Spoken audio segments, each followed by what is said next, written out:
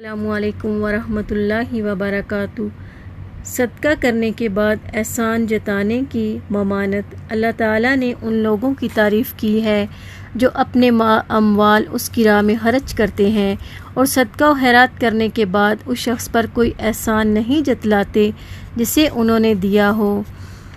سورہ البقرہ آیت نمبر 262 سے 264 میں ارشاد باری تعالیٰ ہے، جو لوگ اپنے مال اللہ تعالیٰ کی راہ میں خرچ کرتے ہیں پھر خرچ کرنے کے بعد احسان نہیں جتاتے اور نہ دکھ دیتے ہیں، یعنی کسی کو جس کے ساتھ انہوں نے احسان کیا ہوتا ہے دکھ یا تکلیف نہیں دیتے کہ اس سے ان کے سابقہ احسان ضائع ہو جائیں۔ پھر اللہ تعالیٰ نے ان سے بے پایا اجر و ثواب کا وعدہ کرتے ہوئے فرمایا، لہم اجرہم عند ربہم، ان کے لیے ان کا صلہ ان کے پروردگار کے پاس تیار ہے، یعنی ان کا ثواب اللہ ہی کے ذمہ ہے، کسی اور کے ذمہ نہیں۔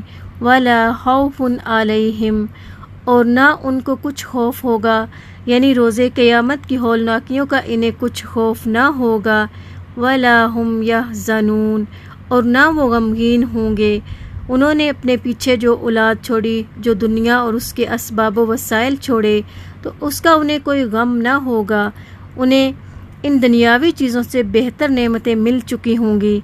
پھر اللہ سبحانہ تعالیٰ نے فرمایا، قول معروف، نرم بات کہہ دینی، مسلمان سے کوئی اچھی بات کہہ دی جائے یا اس سے دعا ہی دے دی جائے، ومغفرۃ، اور درگزر کرنا، کسی قولی ظلم کو معاف کر دینا اور درگزر کرنا، خیر من صدقۃ یتبعها اذی، اس خیرات سے بہتر ہے جس کے دینے کے بعد لینے والے کو تکلیف دی جائے۔ واللہ غنی حلیم، اور اللہ اپنی مخلوق سے بے پرواہ ہے اور بردبار ہے۔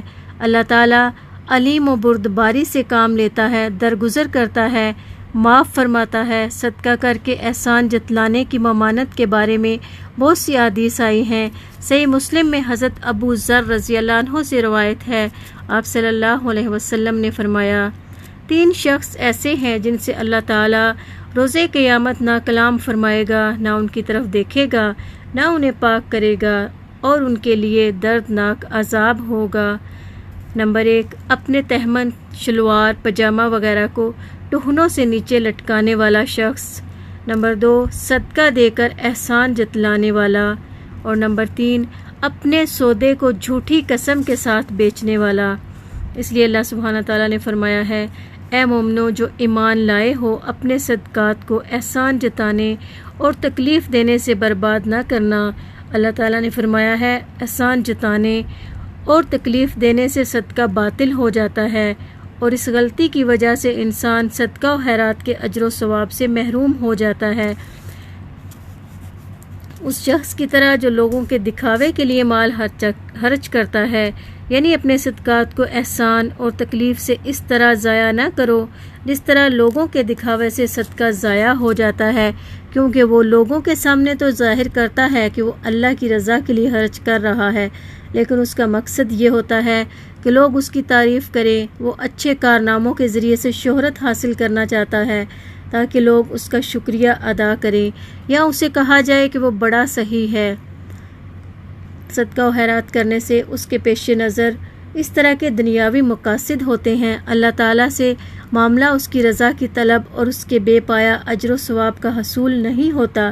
اسی لیے فرمایا، وَلَا يُؤْمِنُوا بِاللَّهِ وَالْيَوْمِ الْآخِرِ، اور وہ اللہ اور روز آخرت پر ایمان نہیں رکھتا۔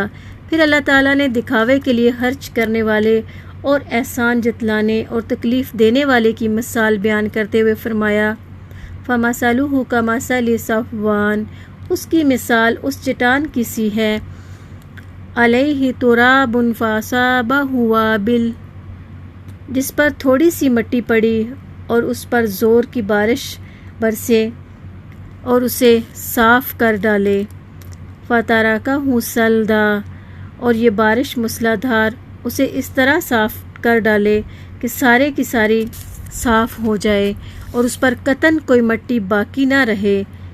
اسی طرح دکھاوا اور ریاکاری کرنے والوں کے کام اللہ تعالیٰ کے ہاں ختم ہو کر رہ جاتے ہیں۔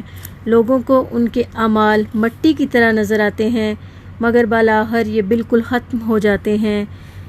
اسی لیے اللہ سبحانہ تعالیٰ نے فرمایا لا يقدرون على شيء مما كسبوا واللہ لا يهدي القوم الكافرین۔ اور وہ جو نیکی کرتے ہیں اس سے کچھ بھی ان کے ہاتھ نہیں آتا اور اللہ کافروں کو ہدایت نہیں دیتا۔ اللہ سبحانہ تعالیٰ سے دعا ہے اللہ تعالیٰ ہمیں اپنے صدقات کرنے کے بعد صرف اور صرف اللہ تعالیٰ کی رضا اور اس کے حصول کے لیے اپنے صدقہ و خیرات کرنے کی توفیق عطا فرمائے، آمین۔